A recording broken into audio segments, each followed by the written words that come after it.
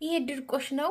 ድርቆሽ እንግዲህ ብዙ ጊዜ በእንትን በሙቅ ውሃ አርሼው ድርቆሹን ከዛ ሹጋ አርጌበት ከዛ ደግሞ ሰላጣ ያው ግን የምትበሉት በማንኪያ ነው እና ድርቆሽ ነበረኝ።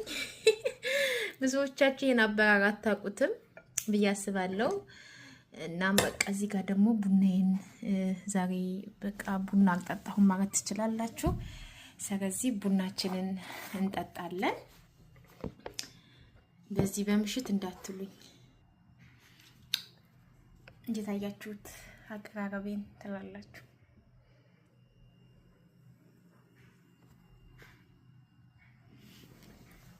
ቡና ጠጣውም ዛሬ ስራ ስሰራ ነው የዋልኩት። ጽዳት ሳጸዳ ነው የዋልኩት። ጋይስ እንዴት ናችሁ ግን? እዚህ ጋር